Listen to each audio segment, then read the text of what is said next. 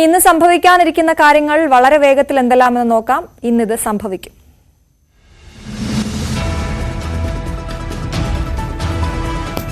ഇന്ന് പുതുവത്സരം പിറക്കും. പസഫിക് സമുദ്രത്തിലെ കിരിബാത്തി ദ്വീപിൽ ഇന്ത്യൻ സമയം ഇന്ന് വൈകിട്ട് 3:30 പുതുവർഷം പിറക്കും. ഇന്ത്യൻ സമയം 4:30 ന്യൂസിലൻഡിലും 6:30 ഓസ്ട്രേലിയയിലും സിഡ്നിയിലും പുതുവർഷം എത്തും. 8:30 ജപ്പാനും 9:30 ചൈനയും പുതുവർഷത്തെ വരവേൽക്കും.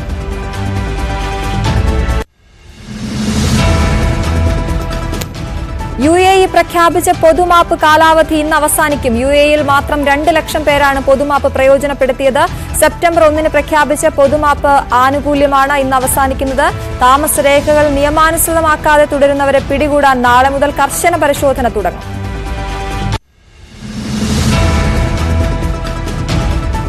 പശ്ചിമബംഗാൾ മുഖ്യമന്ത്രി മമതാ ബാനർജി ഇന്ന് സന്ദേശ് ഖാലിൽ സന്ദർശിക്കും. മമതയ്ക്കെതിരെ പ്രതിഷേധം ശക്തമാക്കാനാണ് BJP തീരുമാനം. സംഘർഷ സാധ്യത കണക്കിലെടുത്ത് വൻ പോലീസ് സന്നാഹമാണ് പ്രദേശത്ത് നിലയുറപ്പിച്ചിട്ടുള്ളത്.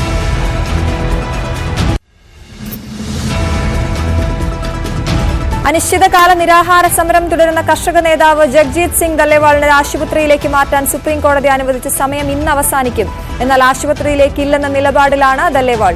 സമരം ചെയ്യാൻ തനിക്കുമേൽ സമ്മർദ്ദമില്ലെന്നും ദല്ലേവാൾ പറഞ്ഞു. പഞ്ചാബ് ഹരിയാന അതിർത്തിയായ ഖനൌരിയിൽ 1 മാസത്തിലേറെയായി ജഗ്ജീത് നിരാഹാര സമരത്തിലാണ്.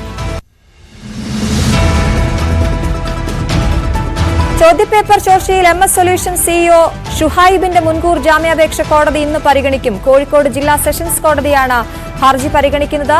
ഷുഹൈബ് നിലവിൽ ഒളിവിലാണ്.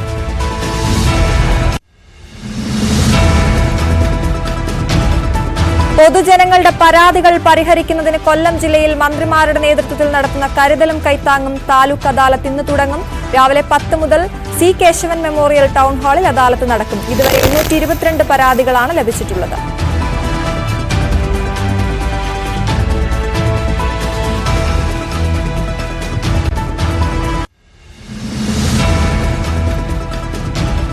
തൊണ്ണൂറ്റിരണ്ടാമത് വർക്കല ശിവഗിരി തീർത്ഥാടനം തുടരുന്നു. 2ാം ദിനമായ ഇന്ന് പുലർച്ചെ തീർത്ഥാടന ഘോഷയാത്ര ആരംഭിച്ചു. രാവിലെ 10-ന് തീർത്ഥാടന സമ്മേളനം മുഖ്യമന്ത്രി പിണറായി വിജയൻ ഉദ്ഘാടനം ചെയ്യും.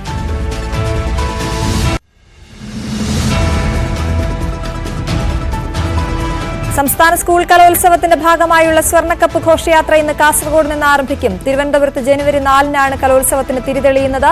തലസ്ഥാന നഗരിയിൽ ഒരുക്കങ്ങൾ അവസാന ഘട്ടത്തിൽ.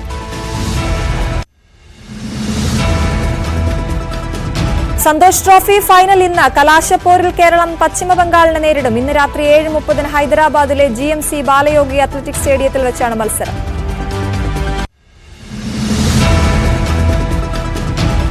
കേരള സ്പോർട്സ് കൌൺസിലിന്റെ സഹകരണത്തോടെ സംഘടിപ്പിക്കുന്ന 39ാമത് ദേശീയ സീനിയർ പുരുഷ വനിതാ ഫെൻസിംഗ് ചാമ്പ്യൻഷിപ്പ് ഇന്ന് കണ്ണൂർ മുണ്ടയാട് ഇൻഡോർ സ്റ്റേഡിയത്തിൽ രാവിലെ 11 മണിക്ക് രജിസ്ട്രേഷൻ. പുരാവസ്തു വകുപ്പ് മന്ത്രി രാമചന്ദ്രൻ കടന്നപ്പള്ളി ഉദ്ഘാടനം ചെയ്യും.